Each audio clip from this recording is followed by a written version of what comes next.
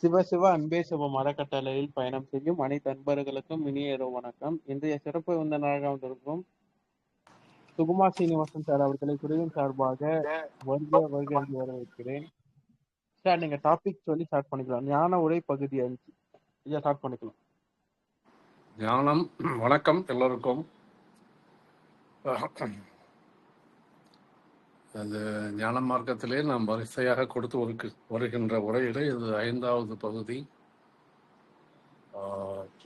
இதை எல்லோருக்கும் சென்று சேர வேண்டும் என்பதற்காகத்தான் இது ஒரு சீரியல் டாக்காக கொடுக்கப்படுகின்றது.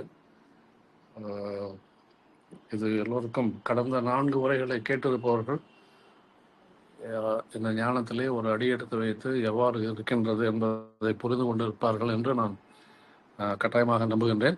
அதை தொடர்ந்து கவனித்துக் கொண்டு வருவோம்.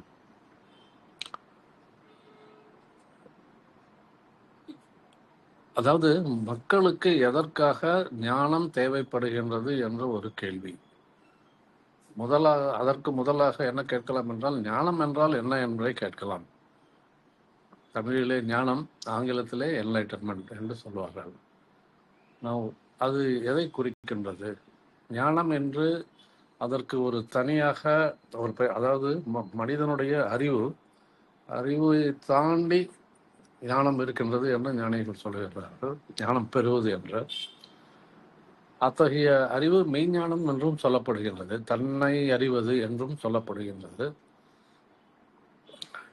இதற்கு ஏன் இந்த முக்கியத்துவம் இருக்கின்றது என்றால், மனிதனாக பிறக்கும் பொழுது நாம் மற்ற ஜீவராசிகளை விட ஒரு உயர்ந்த நிலையிலே படைக்கப்பட்டிருக்கின்றோம். இது எல்லோருக்குமே தெரியும். அந்த உயர்ந்த நிலை என்பது என்னவென்றால், மற்ற ஜீவராசிகளுக்கு 5 வரை அறிவு இருக்கின்றது, ஆனால் நமக்கு 6வது அறிவு என்று கொடுக்கப்பட்டிருக்கின்றது என்று சொல்லுகின்றார்கள். அந்த 6வது அறிவை பெறுகின்ற மனிதன் அந்த 6வது அறிவை பயன்படுத்தி அதன் மூலமாக அவன் இன்னும் மேலே செல்ல வேண்டும், ஒரு தெய்வீக நிலையை அடைய வேண்டும்.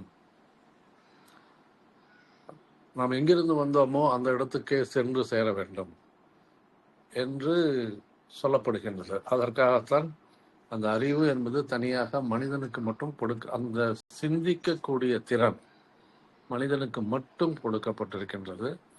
அந்த சிந்தனையின் மூலமாக அவன் அகத்திலேயும் புறத்திலேயும் வளர்ச்சி பெற வேண்டும் என்றுதான் அது அமைந்திருக்கின்றது. நாம் கண்கூடாக பார்க்கின்றோம். எல்லா துறைகளிலுமே ஒரு பயங்கரமான வளர்ச்சி என்றே சொல்லலாம். வெளி உலகத்திலே நாம் பெற்றிருக்கின்ற வளர்ச்சி என்பது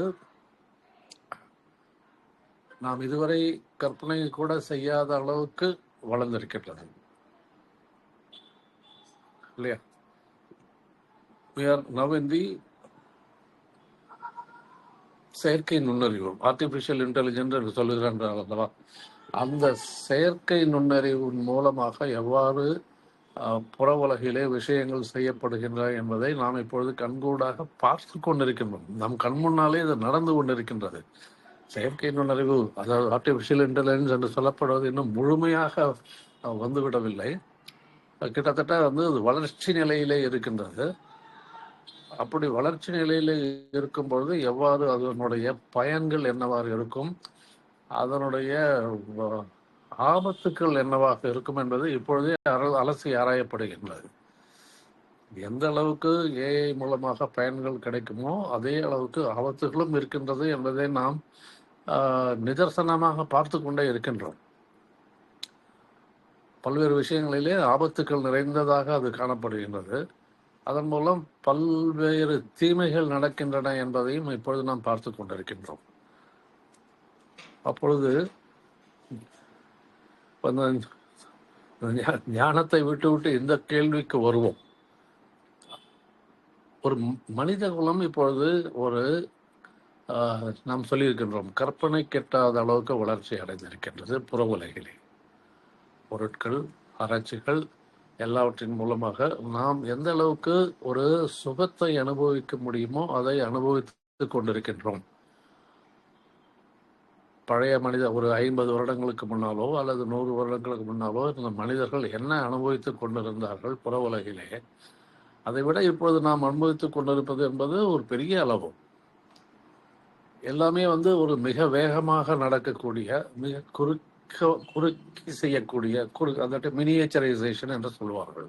சிறிதாக, எவ்வளவு சிறிதாக கம்ப்யூட்டர் வந்த புதிதிலே அந்த முதலாக வந்த கம்ப்யூட்டர் என்பது ஒரு ரூமை அடைத்துக்கொண்டு, ஒரு அறையே அடைத்து கொண்டு இருக்கும் என்று சொல்வார்கள்.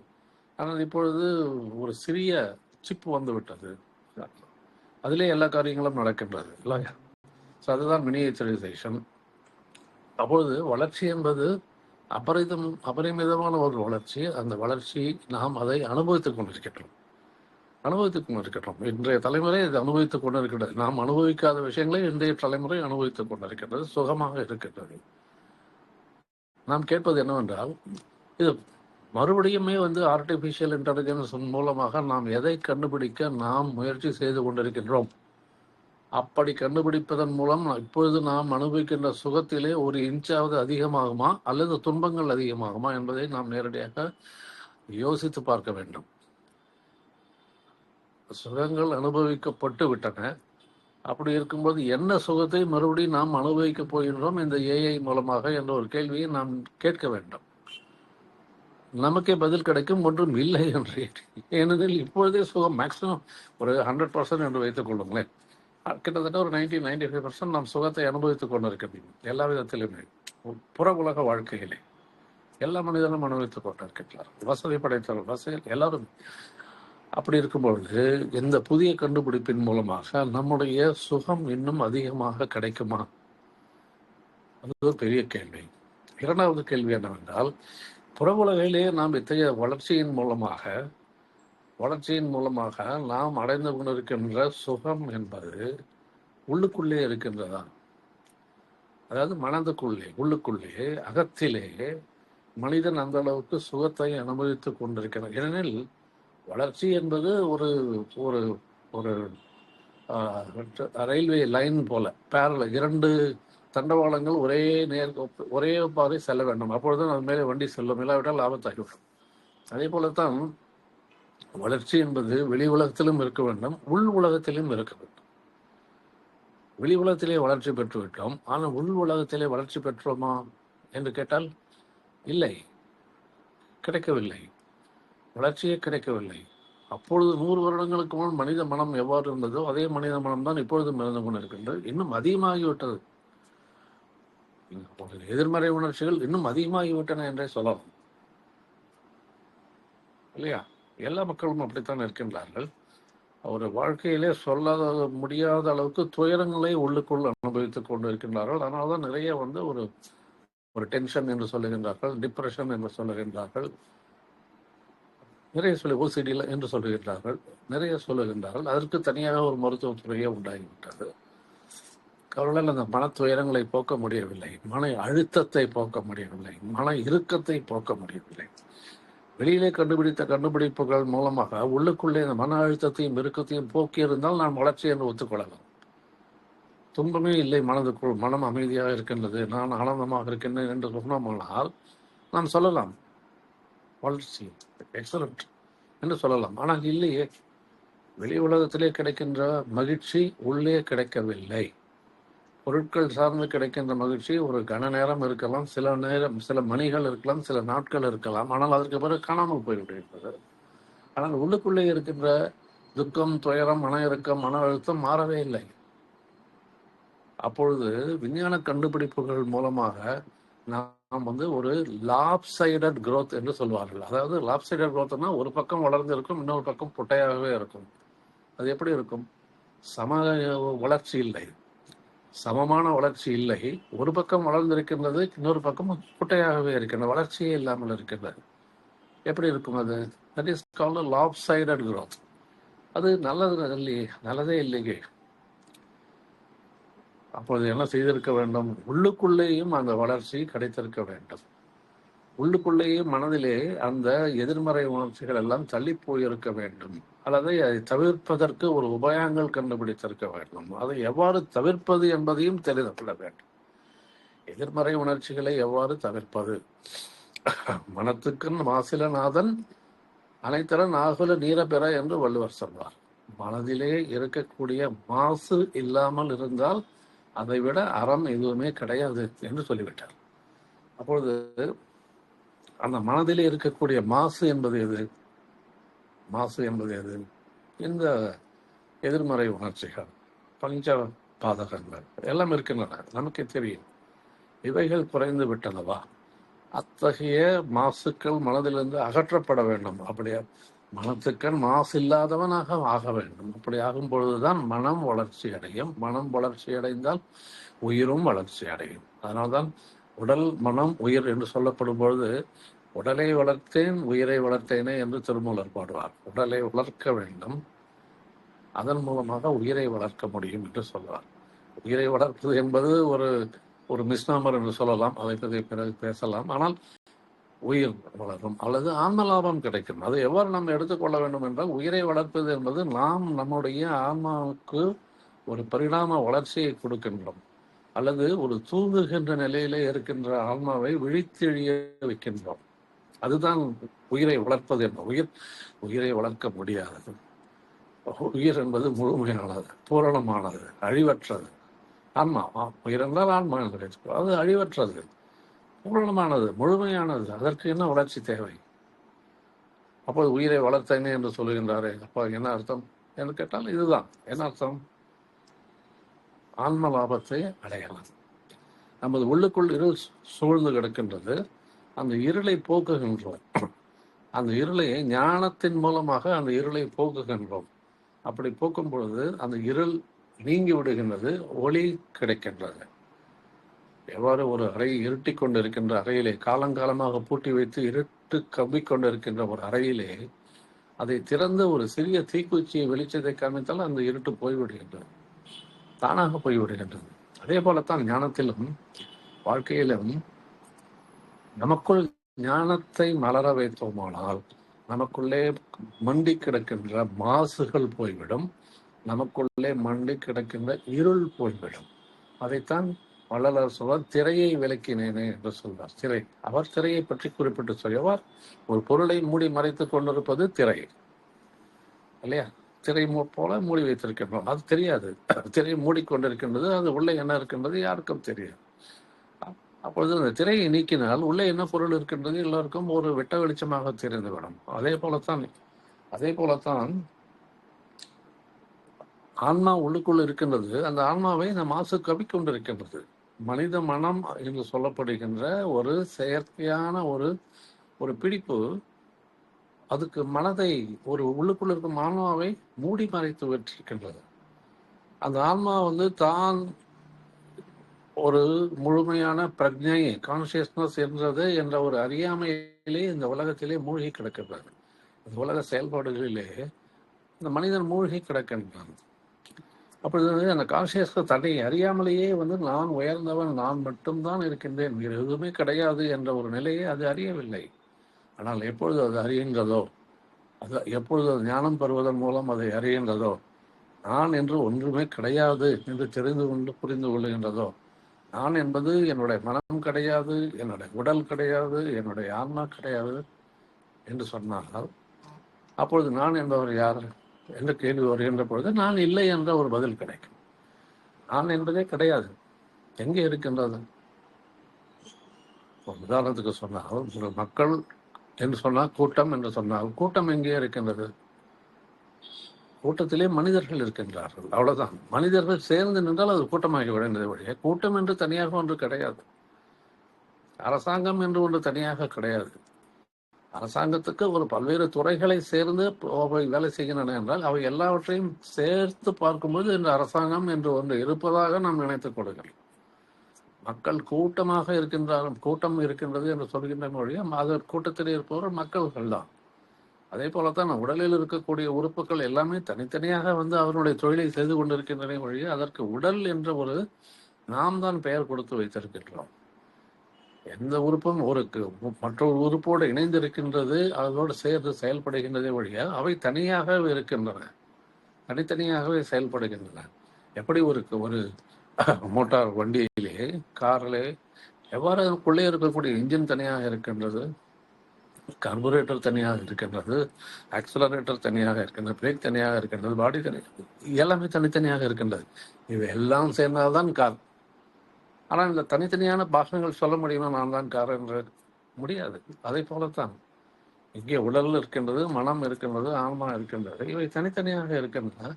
சொல்லப்போனால் இவை நம்முடைய நான் என்று சொல்லுகின்றனே, நான் சுகுமார் சீனிவாசன் என்று நான் சொல்லிக் கொண்டிருக்கின்றேனே, அந்த சுகுமார் சீனிவாசன் யார் என்று கேட்டால் என்னால் பதில் சொல்ல தெரியாது. அது எனக்கு கொடுக்கப்பட்ட பெயர், தட்ஸ் ஆல். ஒவ்வொரு குழந்தைக்கும் அப்பா பெற்றோர்கள் பெயர் கொடுக்கின்றார்கள் அடையாளத்திற்காக. அது கடைசி வரை அந்த பெயர் நிலைத்து நிற்கின்றது. ஆனால் நீ யார், சுகுமார் சீனிவாசன் யார் என்று கேட்டால் எனக்கு பதில் சொல்ல தெரியாது, என்னால் சொல்ல முடியாது. ஏனெனில் நான் சுகுமார் சீனிவாசன் தான் என்னுடைய மனம் என்று என்னால் சொல்ல முடியாது. பிகாஸ் அந்த மனம் என்னுடைய கட்டுப்பாட்டிலே இல்லை. அந்த மனம் என்னுடைய கட்டுப்பாட்டிலே இல்லை. அது சுதந்திரமாக செயல்படுகின்றது. நான் சொல்லிய பேச்சை அது கேட்பதில்லை. நான் என்ன நினைக்க வேண்டும் என்று நினைக்கின்றனோ அது கேட்க மாட்டேங்கின்றது. அது தானாக எதையோ நினைக்கின்றது. தானாக ஏதோ ஒரு நினைவுகளை உண்டாக்கி நம்மை யோசிக்க வைக்கின்றது, நமக்கு கொடுக்கின்றது. நினைவுகளை தூண்டிவிட்டு நமக்கு கொடுக்கின்றது. எனக்கு இந்த நினைவு வரக்கூடாது என்று நான் நினைத்தால் அது கேட்க மாட்டேன் என்கின்றது. அந்த நினைவைத்தான் உண்டாக்குகின்றது. அப்பொழுது மனம் என்னுடைய கட்டுப்பாட்டிலே இல்லை அல்லவா? எனக்கு சொந்தமான பொருள் நான் சொல்லியபடி கேட்க வேண்டும் அல்லவா?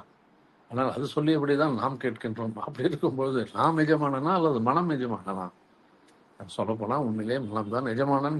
எல்லா மக்களுக்குமே, பொதுவாகவே எல்லா மக்களுக்கும் அவருடைய மனம் தான் எஜமானன். மனம் என்ன சொல்லுகின்றதோ அதன்படிதான் அவர்கள் வெளியே பேசுகின்றார்கள், செயல்படுகின்றார்கள். அது தவறல்லவா? ஏன்னா ஒரு மனம் ஒரு செயற்கையான ஒரு ஒரு ஒரு பொருள் என்று சொல்ல முடியாது, ஒரு செயற்கை, அவ்வளவுதான். கடந்த கால நினைவுகளின் ஒரு பதிவுகளினுடைய தொகுப்பு, அவ்வளவுதான். உங்களுடைய பழக்க வழக்கங்களுடைய ஒரு தொகுப்பு, அவ்வளவுதான். உங்களுடைய நினைவுகளினுடைய ஒரு தொகுப்பு, அவ்வளவுதான். உங்களுடைய படிப்பு, ஜாதி, மதம், கல்வி, தொழில் எல்லாவற்றையுமே சேர்ந்ததனுடைய ஒரு தொகுப்பு மனம், அவ்வளவுதான். மற்றவர்கள் என்ன சொல்லிக் கொடுத்தார்களோ அதை தேக்கி வைத்திருக்கின்றீர்கள் அல்லவா? மற்றவர்கள் சொல்லிக் கொடுத்தார்கள் அல்லவா? அதை மனதிலே தானே தேக்கி வைத்திருக்கின்றீர்கள். அப்பொழுது அந்த கடன் வாங்கப்பட்ட அறிவு என்பது உங்கள் மனதிலே தேக்கி வைக்கப்படுகிறது. அது உண்மை கிடையாது, இல்லையா? அப்போ இவற்றினுடைய எல்லாவற்றினுடைய போதாக்குறைக்கு நம்பிக்கைகள் வைத்திருப்பீர்கள்.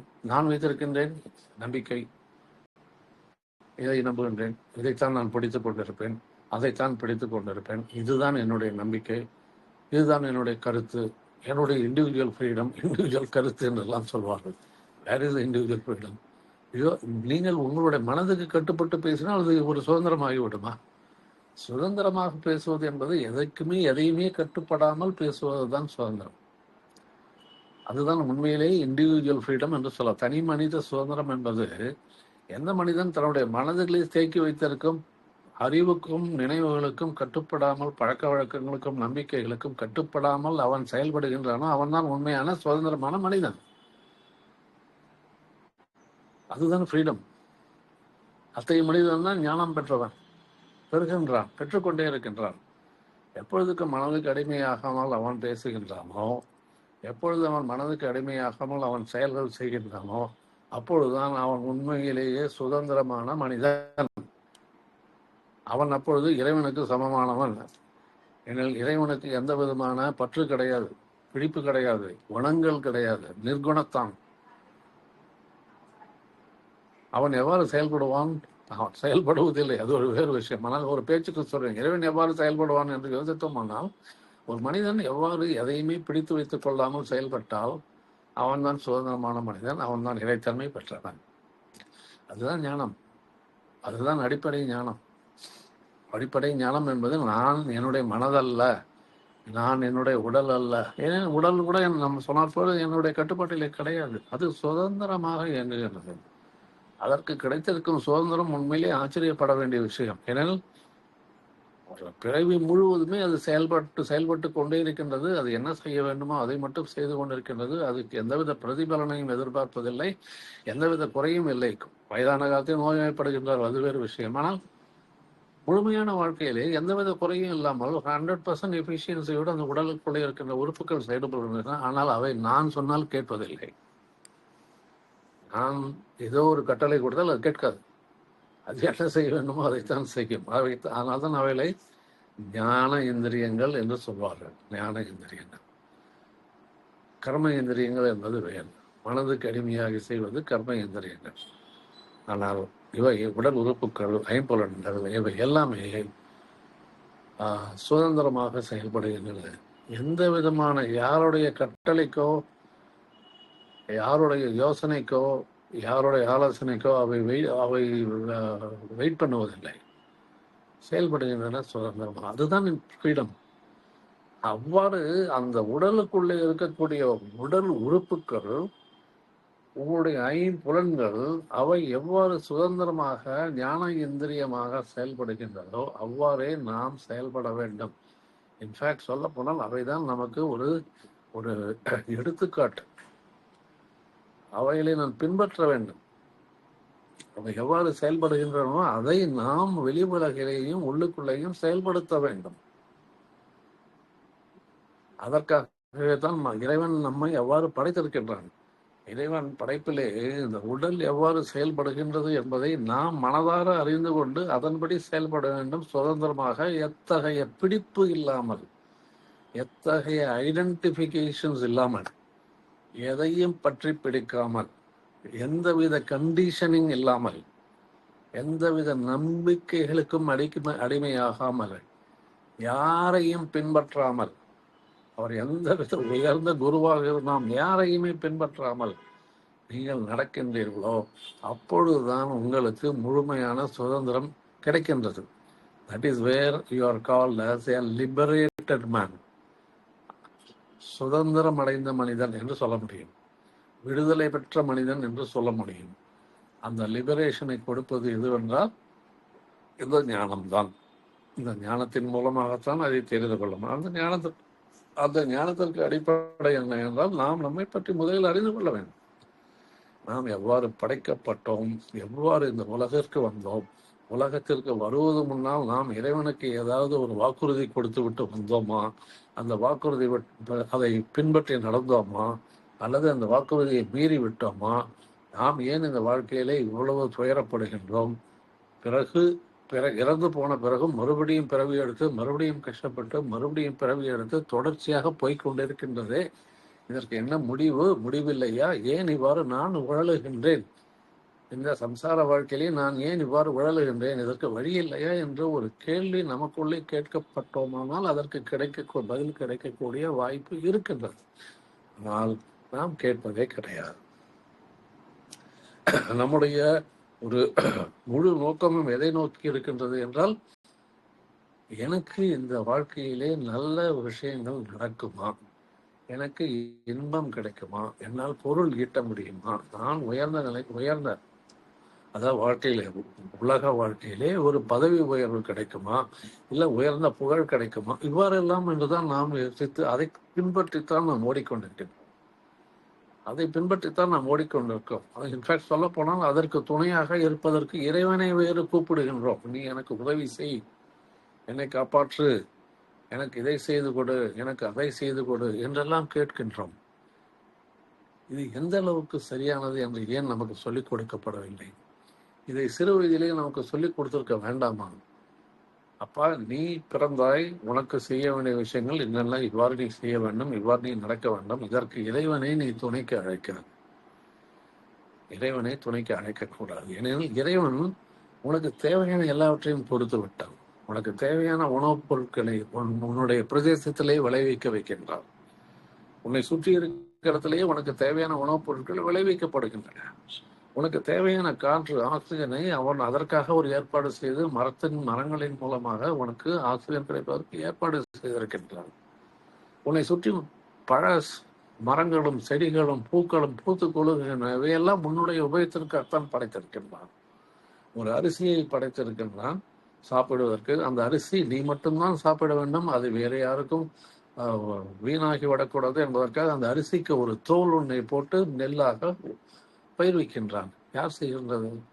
இறைவன் செய்கின்றான், உனக்காக செய்கின்றான். உன் பழம் நீதான் சாப்பிட வேண்டும், மற்ற விலங்குகள் சாப்பிட்டு அதை நாசமாக்க கூடாது என்பதற்கு பழங்களுக்கு ஒரு தடியான ஓடுகளை உருவாக்கி கொடுத்திருக்கின்றான், இல்லையா? நீ சாப்பிட வேண்டும் என்பதற்கு, தேன் சாப்பிட வேண்டும் என்பதற்காக ஒரு தேன் என்ற ஒரு தேனீக்கள் என்ற ஒரு இனத்தையே படைத்து அந்த தேனீக்கள் உனக்காக தேனை சேகரிக்கின்றன. சொல்லப்போனால் ஒரே ஒரு ஸ்பூன் தேன் சேகரிப்பதற்கு 12 தேனீக்கள் அவருடைய வாழ்நாள் முழுவதும் உழைக்க வேண்டுமாம். இதுதான் சொல்லுகின்றது புள்ளி விவரம். ஒரே ஒரு ஸ்பூன் 12 தேனீக்கள். அப்பொழுது பார்த்துக் கொள்ளுங்கள், நாம் மனிதனாகி நாம் சாப்பிட்டு மகிழ்வதற்கு உண்டான தேனை சாப்பிட வேண்டும் என்பதற்காக இறைவன் எவ்வளவு கருணையோடு ஒரு உயிரினத்தையே படைத்து உன்னுடைய வேலையே தேன் மனிதனுக்கு நீ சேகரித்து வைக்க வேண்டும் என்றுதான். அதை நாம் தேனீக்களிடமிருந்து நாம் திருடி சாப்பிடுகின்றோம். அது வேறு விஷயம் அல்லவா? அப்பொழுது உனக்கு பார்த்து இறைவன் செய்து வைத்திருக்கிறான் நீ வாழ்வதற்காக. உணவுப் பொருட்களாகட்டும், காற்றாகட்டும், பழங்களாகட்டும், காய்கறிகளாகட்டும், எல்லாவற்றையுமே. மழை பெய்கின்றது, பயிர்கள் விளைகின்றன, வெப்பம் இருக்கின்றது, சூரியன் எல்லாவற்றிலும் உனக்காக பார்த்து செய்து வைத்திருக்கின்றான். நீ செய்ய வேண்டியதெல்லாம் என்ன? நீ அவனை நினைத்து நன்றி சொல்ல வேண்டும். நாம் எப்பொழுதாவது இறைவனுக்கு நன்றி சொல்லி இருக்கின்றோமா என்று கேட்டால் எல்லோருமே திகைத்து போய் விடுவார்கள். எப்பொழுதாவது நன்றி சொல்லியிருக்கின்றோமா? இவ்வளவு எனக்காக படைத்திருக்கின்றாயே, நான் உனக்கு என்ன நன்றி எவ்வாறு நான் கைமாறு செய்ய முடியும் என்று நாம் நன்றி செலுத்தியிருக்கின்றோம். ஒரு ஒரு உதவி நமக்கு செய்யப்பட்டால் நாம் அதற்கு தேங்க்ஸ் என்று சொல்லிவிட்டு போய்விடுகின்றோம் அல்லவா? ஆனால் இறைவன் இவ்வளவு செய்திருக்கின்றானே, அவனுக்கு ஏதாவது ஒரு நன்றி, என்றைக்காவது ஒரு நாள் ஒரு நிமிஷம் நன்றி நினைத்து பார்த்திருக்கின்றோமா? ஐயா, இவ்வளவு செய்திருக்கின்றாயே, நான் உனக்கு நன்றி செலுத்துகின்றேன், எனக்கு வேறு எதுவுமே வேண்டாம், நீ செய்திருக்கின்றதே போதும் என்று நன்றி செலுத்திருக்கின்றோமா என்று கேட்டால் இல்லை. அதை சிறு வயதிலேயே குழந்தைகளுக்கு சொல்லிக் கொடுத்திருக்க வேண்டாமா? நீ இறைவனை கும்பிடு, நீ கேட்டதெல்லாம் கொடுப்பான் என்று சொல்லிக் கொடுத்திருக்க வேண்டும். அப்படி சொல்லிக் கொடுத்திருக்கலாமா? அதற்கு பதிலாக நீ இறைவனை எதுவும் கேட்க வேண்டியதில்லை, நமக்கு தேவையானதை இறைவன் கொடுத்து விட்டான், ஆனால் மாறாக அவன் கொடுத்ததற்கு நீ அவனுக்கு நன்றி செலுத்து என்றெல்லாம் சொல்லிக் கொடுத்திருக்க வேண்டும். என் நன்றி கொண்டார்க்கும் உய்வுண்டாம், உய்வில்லை செய் நன்றி கொண்ட மகருக்கு. யார் சொன்னது? திருவள்ளுவர். தன்னுடைய மகன் அது எதை மறந்தாலும் பரவாயில்லை, ஆனால் அவனுக்கு செய்யப்பட்ட விஷயத்துக்கு செய் நன்றி கொன்ற மகற்கு, அவனுக்கு செய்யப்பட்ட காரியங்களுக்காக நன்றியை மறந்தவனுக்கு விடிவே கிடையாது, மோட்சமே கிடையாது என்று சொல்லிவிட்டார் திருவள்ளுவர். மறக்கலாமா? அப்பொழுது எந்த அளவுக்கு நாம் நன்றி கெட்டவர்களாக வாழ்ந்து கொண்டிருக்கின்றோம். மற்றவர்களுக்கு நன்றி சொல்லாவிட்டாலும் பரவாயில்லை,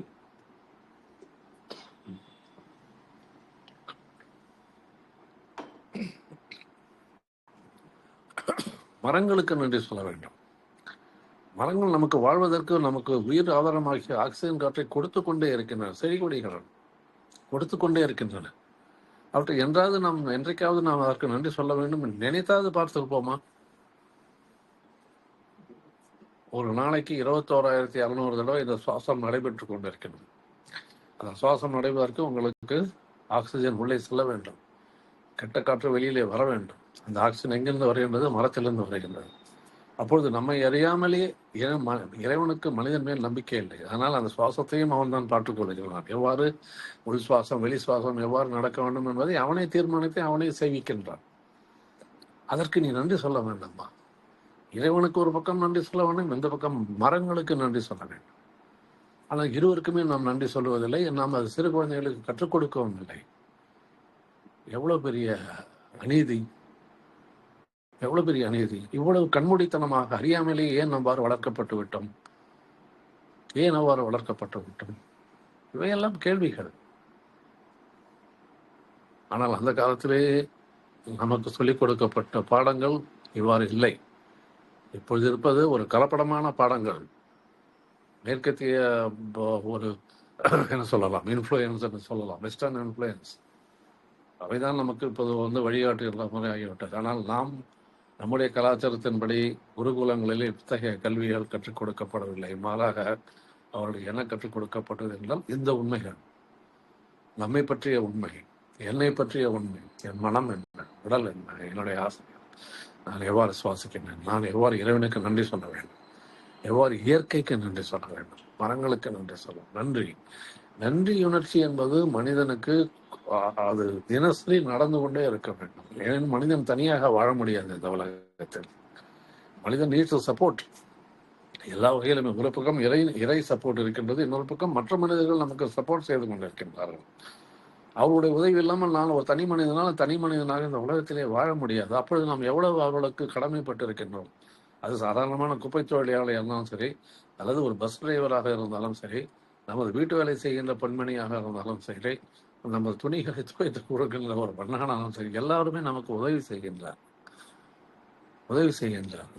பணம் கொடுக்கின்றோம், அது வேறு விஷயம். ஆனால் அவர்கள் வராமல் இருந்தால் என்ன நடக்கும்? அவர்கள் இல்லை என்று வைத்துக்கொள்ள என்ன நடக்கும்? நம்மால் தன்னந்தனியாக வாழ முடியுமா? இத்தகைய அனுபவங்கள் விஷயங்களை அனுபவித்துக் கொண்டு முடியாதல்லவா? அப்பொழுது அவர்களுக்கு நன்றி சொல்ல வேண்டாமா? இந்த நன்றி சொல்வது என்பது கிராட்டிடியூட் என்று சொல்வார்கள். நன்றி சொல்வது என்பது ஞானத்திலே முக்கியமான 3 விஷயங்களே ஒரு அடிப்படையான விஷயம். கிராட்டிடியூட். மற்ற 2 சொல்லியிருக்கின்றோம். ஒன்று முதலிலே அக்செப்டன்ஸ், நடப்பதை ஏற்றுக்கொள்வது என்பது சொல்லியிருக்கிறோம். நடந்ததை ஏற்றுக்கொள்வது, அக்செப்டன்ஸ்.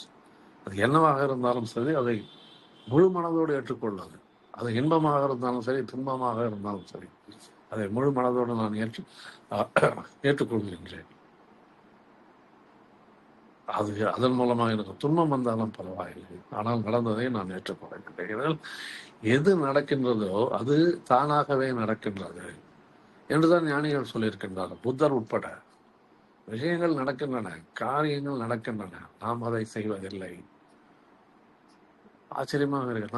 நானே தானே செய்கிறேன் என்று நினைத்துக் கொண்டு இருக்கின்றோம். இல்லை, நம்ம அந்த ஆரம்ப நிலையை எப்படி ஒரு ஒரு பட்டாசு வெடிப்பதற்கு அந்த திரியை முனையிலேயே அந்த நெருப்பை வைத்து விடுகின்றோமோ, அவ்வளவுதான் அந்த வேலை, நம்முடைய வேலை. அதற்கு பிறகு அது தானாக எரிதுமே அந்த பட்டாசு வெடிக்கின்றது.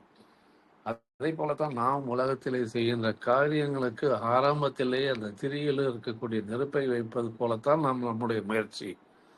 அதற்கு பிறகு நடக்கின்ற விஷயங்கள் அது என்ன பலனை கொடுக்கின்றது, நன்மையா கெட்டதா, இல்லை பாதியிலே நின்று விடுகிற, எல்லா விஷயங்களையும் நாம் தீர்மானிப்பதில்லை, நாம் நடத்துவதில்லை. அவை தானாக நடக்கின்றன. அது நம்முடைய கர்ம வினைகளுக்கு ஏற்றாற்போல் நடக்கின்றன. அதை இறை நியதி என்று வைத்துக் கொள்ளலாம். ஒன்று கர்ம பலன் என்று சொல்லலாம், அல்லது இறை நியதி என்று. ஏன்னா இறைவன் தான் வகுத்த சட்டங்கள். கர்மா, லா ஆஃப் கர்மா என்று சொல்லப்படுவது என்ன? இறைவன் வகுத்த சட்டம். இந்த உலகத்திலே மனிதன் எவ்வாறு வாழ வேண்டும், எவ்வாறு வாழ்கின்றார் என்பதற்காக இறைவன் வகுத்த சட்டங்கள். அந்த சட்டங்களை ஏற்றிவிட்டு அவன் அமைதியாக உட்கார்ந்து விட்டான். அந்த சட்டங்கள் தான் இப்பொழுது நம்மை இவ்வாறெல்லாம் வாழ வைக்கின்றன, செயல்களை செய்விக்க வைக்கின்றன, எல்லாவற்றுடைய பலனை அனுபவிக்க வைக்கின்றன. அவைதான். அதனால் இறைவன் மேலும் நாம் பழி போடுகிறோம் அல்லவா, என்னை காப்பாற்றவில்லையே, என்னை கைவிட்டு விட்டாயே, உனக்கு இரக்கம் இல்லையா? இறைவனுக்கும் அதற்கும் சம்மந்தமே இல்லை. இந்த அடிப்படையான உண்மையை புரிந்து கொள்ள வேண்டும். நமக்கு என்ன நடக்கின்றதோ அது நாம வைத்துக் கொண்டது. சொந்த காசுலேயே சூனியம் வைத்துக் கொண்டது என்று சொல்வார்கள். அதே போல, அல்லது தீதும் நன்றும் பிறர் தரவாரா, எனக்கு நடக்கின்ற நன்மை தீமை எதுவாக இருந்தாலும் அது மற்றவர்கள் மூலமாக நடப்பதில்லை, நானே தான் உருவாக்கிக் கொண்டேன். எப்பொழுது? போன பிறவிலே அல்லது முந்தைய பிறவிலே. பிறவிகள் வரிசையாக வரும்பொழுது ஒரு பிறவியிலே செய்த கர்ம காரியங்கள் மற்ற பிறவியிலே அவை பலனாக அமைகின்றன. அது நல்லதாகவும் இருக்கலாம், கெட்டதாகவும் இருக்கலாம். நல்லதாகவும் இருக்கலாம், கெட்டதாகவும் இருக்கலாம். அதில் தான் அவர் சொன்னார், கணியன் பூமன்னார் என்ன சொன்னார்? தீதும் நன்றும் பிறர் தரவாரா. எவ்வளவு அருமையான ஞானம். அப்போது நம்ம மற்றவர்களை படி சொல்வோமா, இவர் மூலமாகத்தான் எனக்கு துன்பம் நடந்தது, இவர் தான் என்னை துன்புறுத்தினார், வன்முறைக்கு உட்படுத்தினார், எனக்கு பணத்தை நஷ்டப்படு, எதுவாக இருந்தாலும் அவர்கள் செய்யவில்லை, செய்விக்கப்படுகின்றார். அது ஒரு தனி ஒரு ட்ராக், கர்ம தியரி, அதை தனியாக பார்ப்போம். எனவே ஞானம் என்று சொல்லப்படுவது அந்த 3 நிலைகள், 3 அடிப்படை கமாண்ட்மெண்ட்ஸ் என்று சொல்லலாம். Acceptance, gratitude and humility. நன்றி உணர்ச்சியை பார்த்தோம், அக்செப்டன்ஸ் ஏற்றுக்கொள்வதை பற்றி பார்த்தோம். 3வது ஹியூமிலிட்டி, பணிவு. பணிவுதான் பணிவுடையன் என் சொல்லனாதல் என்றுதான் திருவள்ளுவர் சொன்னார். அதை விட ஒரு அணிகலன் வேறு எதுவுமே கிடையாதுப்பா அப்படின்ட்டு சொல்லிட்டார். பணிவுடையன் என் சொல்லணும், என் சொல் பணிவு, இதுதான் இருக்க வேண்டும் மனிதனுக்கு.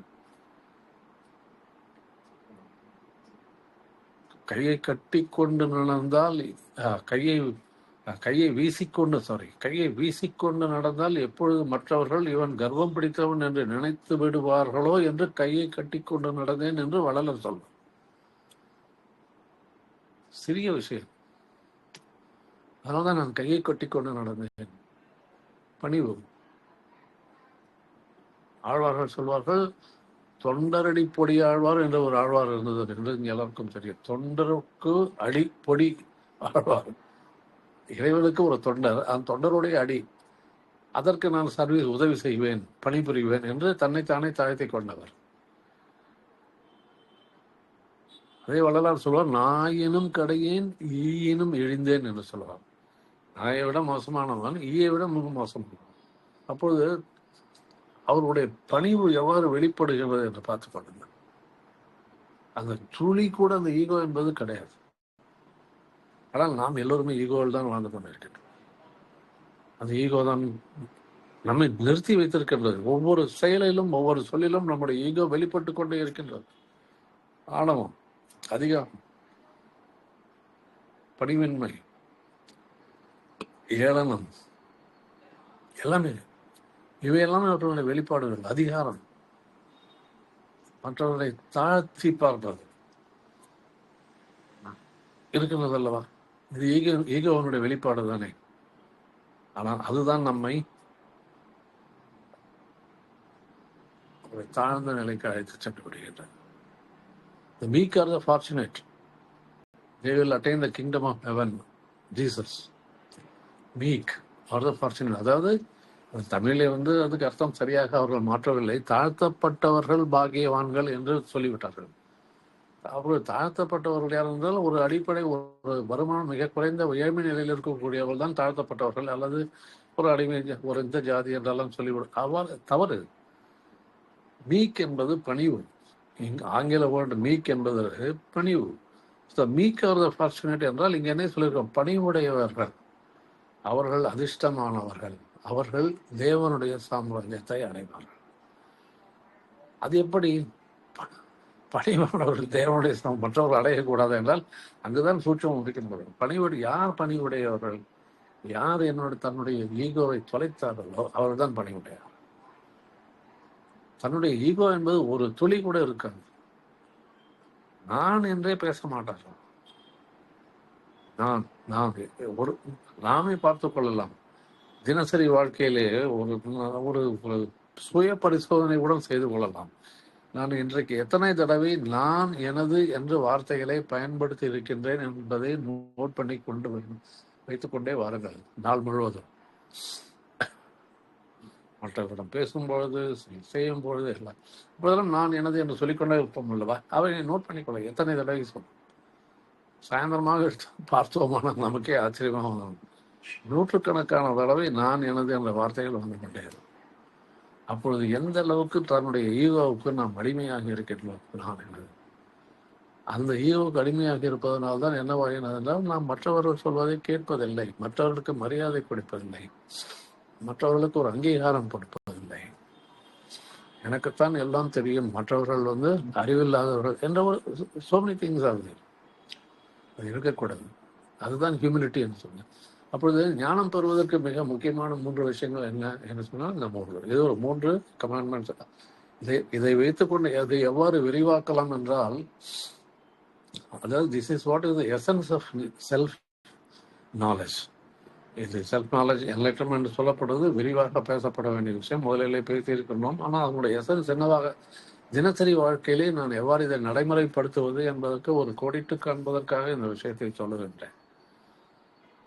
1, டோன்ட் கம்பேர். யாரையுமே ஒப்பிட்டு பார்க்காதீர்கள். ஒரு பொருளை மற்றொரு பொருளோடு ஒப்பிடாதீர்கள். ஒரு மனிதனை மற்றொரு மனிதனோடு ஒப்பிடாதீர்கள். ஒரு குழந்தையை மற்றொரு குழந்தையோடு ஒப்பிட்டு பார்க்காதீர்கள். இது ஒரு வரம். ஆனால் அவர் இல்லாமல் இருக்கவே முடியாது. நாம் எல்லாவற்றையுமே ஒப்பிட்டு பார்த்து கொண்டிருப்போம். ஆனால் அவ்வாறு செய்யாதே என்று ஞானிகள் சொல்கின்றார். ஏனென்றால் படைப்பிலே ஒவ்வொருவரும் ஒரு தனித்தன்மை பெற்றவர்கள். ஒவ்வொரு ஆன்மாவும் ஒரு தனித்தன்மை பெற்றது. ஒவ்வொரு விலங்கும் தனித்தன்மை பெற்றது. ஒவ்வொரு மரமும், ஒவ்வொரு காயும், ஒவ்வொரு பழமும் தனித்தனி. ஒரு ஆப்பிளையும் இன்னொரு ஆப்பிளையும் தான் நாம் ஒப்பிட்டு பார்க்கலாமே ஒழிய ஒரு ஆப்பிளையும் அவனையும் ஒப்பிட்டு பார்க்க முடியுமா? நாம் அதைத்தான் செய்ய. அது தவறு. ஒரே பொருளை ஒப்பிட்டு பார்க்கலாம். அப்போ ஒரே பொருளாக இருந்தால் ஒப்பிட்டு பார்க்க வேண்டிய அவசியமே கிடையாது, இல்லையா? ஒப்பிடாதீர்கள். அப்பொழுது நீங்கள் ஒப்பிட்டு பார்க்கும் பொழுது அங்கே உங்களுடைய ஈகோத்தை துளிர் விடுகின்றது, முளைக்கின்றது. அதனால் முதல் ஒரு கமாண்ட்மெண்ட் என்ன சொல்லலாம்? Please do not compare. யாரையுமே, எந்த பொருளையுமே, எந்த நிகழ்ச்சியுமே ஒப்பிட்டு பார்க்காதீர்கள். Don't compare. இரண்டாவது, டோன்ட் ஜட்ஜ். தீர்ப்பளிக்காதீர்கள். இது நமக்கு இயல்பாக இருக்கக்கூடிய குணம் என்று சொல்லிவிடலாம். எல்லா மக்களும் மற்றவர்கள் செய்த விஷயங்களையோ பேசுகின்ற விஷயங்களை பற்றி இவர்கள் தீர்ப்பு கொடுத்து நிற்பார்கள். அவர்கள் செய்தது தவறு, இவர்கள் இவ்வாறு செய்திருக்கக்கூடாது, இவர்கள் ஏன் இப்படி செய்கின்றார்கள், இப்படி செய்திருக்க என்றெல்லாம் தீர்ப்பளித்து கொண்டே இருப்போம் நாள் முழுவதும். இதையும் நாம் ஒரு சுய பரிசோதனை எழுதி வைத்துக் கொண்டே வரும். இன்னைக்கு எத்தனை பேருக்கு நான் தீர்ப்பளித்தேன் என்று. ஆனால் ஜீசஸ் சொல்லிவிட்டார், தீர்ப்பளிக்காதீர்கள், அப்படி செய்தால் நீங்கள் தீர்ப்பளிக்கப்படுவீர்கள் என்று சொல்லிவிட்டார். Don't judge, you will be judged. அப்படிதான் சொல்லியிருக்கார். ஸோ இரண்டாவது கமாண்ட்மெண்ட் என்ன வைத்துக் கொள்ளலாம்? Don't judge, don't compare. Number 1, don't judge, தீர்ப்பளிக்காதீர்கள். Don't criticise. இது அதோட சேர்ந்ததுதான், கிரிட்டிசைஸ். எதை பார்த்தாலும் கிரிட்டிசைஸ் செய்வது, குறை காண்பது, ஏளனம் செய்வது, கேலி செய்வது, குறை குறை குறை குறை. எதுவாக அது வீட்டில் இருக்கும் நபர்களாக இருந்தாலும் சரி, வெளியில் இருக்கும் நபர்களாக சரி, உலக நிகழ்ச்சிகள் எல்லாவற்றிலுமே குறை காண்பார். சிலர் பேர் ஒரு 100% இருப்பார்கள், சில பேர் 80% இருப்பார்கள், சில பேர் 70% இருப்பார்கள். சில பேர் குறையே கண்டுபிடிக்கிறார்கள். யார் குறை கண்டுபிடிக்க மாட்டார்கள்? யார் நடப்பதை ஏற்றுக்கொள்கின்றார்கள் அவர்கள் குறையை கண்டுபிடிக்க மாட்டார்கள். ஏனெனில் நடப்பதெல்லாம் இறைவனுடைய கருணையினால் நடக்கின்றது, இறைவனுடைய விதிப்படி நடக்கின்றது என்று எப்பொழுது மனம் சமாதானத்தோடு ஏற்றுக்கொள்கின்றதோ அப்பொழுது நீங்கள் எப்படி குறை சொல்ல? அந்த பையன் 40 மார்க்கு தான் வாங்கி வந்திருப்பாங்க, முயற்சி செய்தான் கிடைக்கவில்லை, இவ்வளவுதான் கிடைத்தது, சரிப்பா அடுத்ததை பாரு, அதுதான் ஏற்றுக்கொள்வது. மாறாக அவனை, அந்த பையன் இவ்வளவு எடுத்தானே, நீ ஏன், உனக்கு எல்லாம் செய்தேனே, நீ ஏன் இந்த மார்க் கம்பாரிசன்.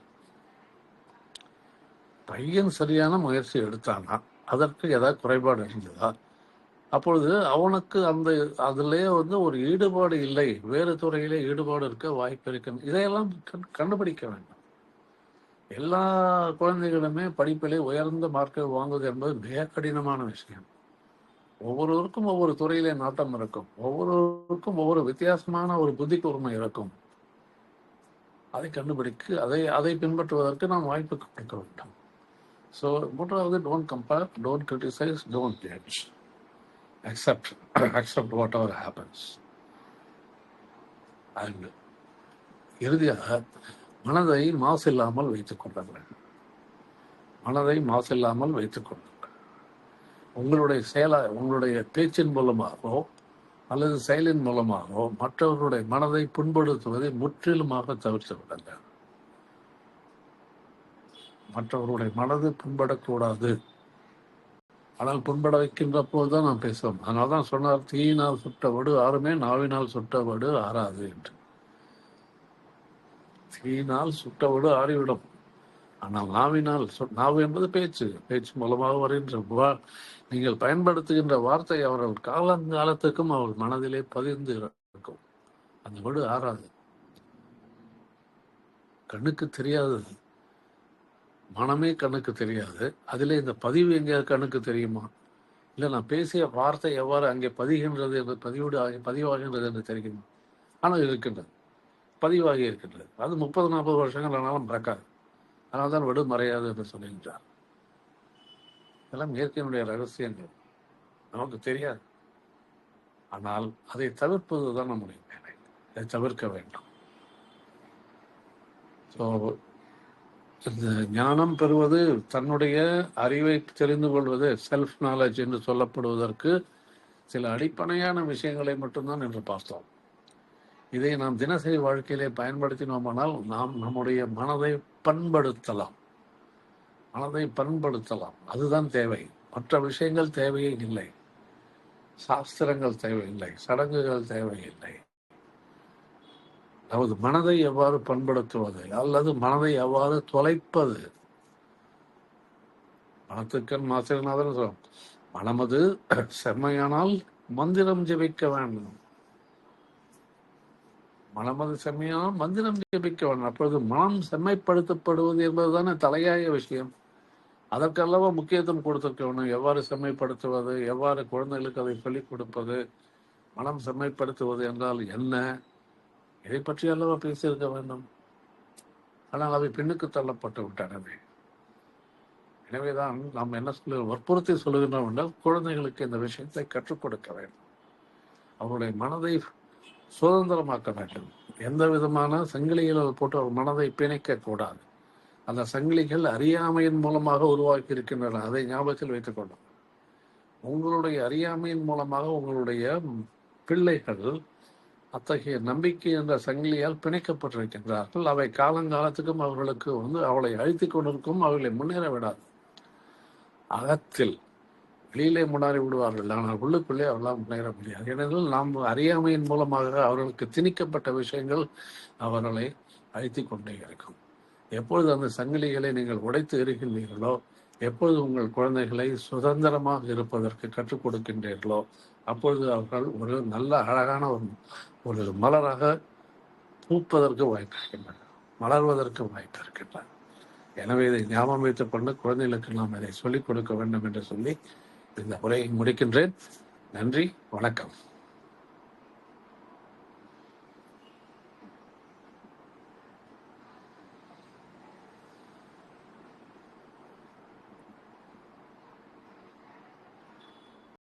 பாலகிருஷ்ணன் ஐயா.